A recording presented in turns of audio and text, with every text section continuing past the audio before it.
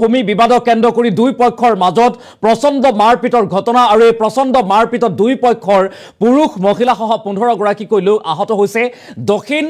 কামৰূপৰ গৰৈমাৰীত সংঘটিত হৈছে এই চাঞ্চল্যকৰ ঘটনা আমি সবিস্তাৰে খবৰটো লৈ অহাৰ চেষ্টা কৰিম এটা ডাঙৰ খবৰ ব্ৰেকিং নিউজ এই মুহূৰ্তত ভূমি বিবাদক কেন্দ্ৰ কৰি দুই পক্ষৰ মাজত প্ৰচণ্ড মাৰপিটৰ ঘটনা পোহৰলৈ আহিছে মাৰপিটত পুৰুষ মহিলাসহ আহত হৈছে 15 গৰাকীকৈ লোক নয়াপৰা কঠালগুৰি চৰৰ ভূমি বিবাদ মীমাংসাৰ বাবে অনুষ্ঠিত হৈছিল ৰাইজমেল আৰু সেই ৰাইজমেলতে প্ৰচণ্ড মাৰপিটৰ ঘটনা দুই পক্ষ লিপ্ত হয় প্ৰচণ্ড মাৰপিটৰ ঘটনাত ৰাইজমেল চলি থকাৰ মাজতে এই মাৰপিটৰ ঘটনা আৰু চুকা অস্ত্ৰ লাঠি জোং লৈ অংশ লৈছিল ভূমি বিবাদৰ মীমাংসাত আৰু মীমাংসা চলি থকাৰ মাজতে চুকা অস্ত্ৰৰে আক্ৰমণ কৰাৰ ঘটনা পোহৰলৈ আহিছে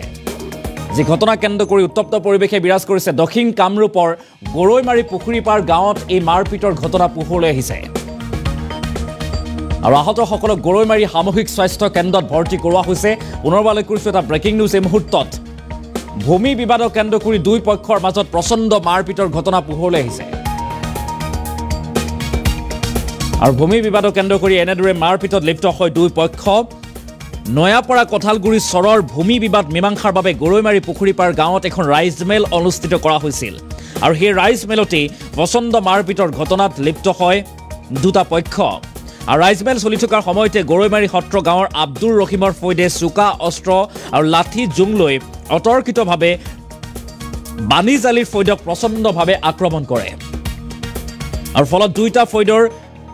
নয়াপৰা কঠালগুৰি চৰৰ ক্ৰমে বনিজালি ৰবিউল হুছেইন জায়েদ আলী পুখুৰীপাৰ গাঁৱৰ ৰহিম আলী গৰৈমাৰী সত্ৰ গাঁৱৰ ক্ৰমে সোণামিয়া শ্বাহজাহান আলী মনোৱাৰ খাতুন সহ 15 জন লোক কম বেছি পৰিমাণে হতাহত হয় বা আহত হোৱা জানিব পৰা গৈছে আৰু বৰ্তমান আহতসকলক গৰৈমাৰী সামূহিক স্বাস্থ্য কেন্দ্ৰত ভৰ্তি কৰোৱা হৈছে চিকিৎসাৰ বাবে আৰু ইপিনে গৰৈমাৰী থানাৰ ভাৰপ্ৰাপ্ত আৰক্ষী বিষয়া ভগৱান ডেকা গৰৈমাৰী সামূহিক স্বাস্থ্য কেন্দ্ৰত উপস্থিত হৈ সমগ্ৰ ঘটনাৰ তদন্ত অব্যাহত ৰাখিছে যি ঘটনা কেন্দ্ৰ কৰি চাঞ্চল্যৰ সৃষ্টি হৈছে চৰৰ ভূমিক লৈ এনেদৰে দুই পক্ষৰ মাজত প্ৰচণ্ড মাৰপিটৰ ঘটনা আৰু এই মাৰপিটৰ ঘটনাত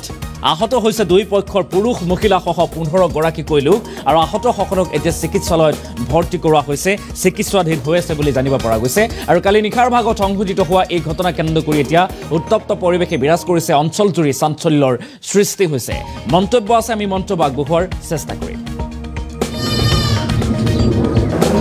মই জনামতে হেতু মানে কিবা মাটি সংক্ৰান্তত কিবা বিচাৰ বহিছিলে বিচাৰত হেতুৰ মাজত কথা গ'ল যাৰ ফলত হেতুৰ কথা নামানি পেলাই এইজন পক্ষে আন এজন পক্ষক বেয়াকৈ আঘাত কৰে মেক্সিমামে মূৰত আঘাত পাইছে কাবাক মূৰেৰে ডেগাৰেৰে মূৰত কোব মাৰিছে আৰু লাঠিৰে মূৰত বহুতকৈ বেয়াকৈ আঘাত কৰিছে গোটেইকেইটাক মূৰ ফালিছে মই কেইবাটাক চিলাই মাৰিছোঁ হয়তো কেইবাটা কণ্ডিশ্যন বেয়া আছে মই চিটি স্কেন কৰাৰ কাৰণে মই এইটো ৰেফাৰ কৰিম আৰু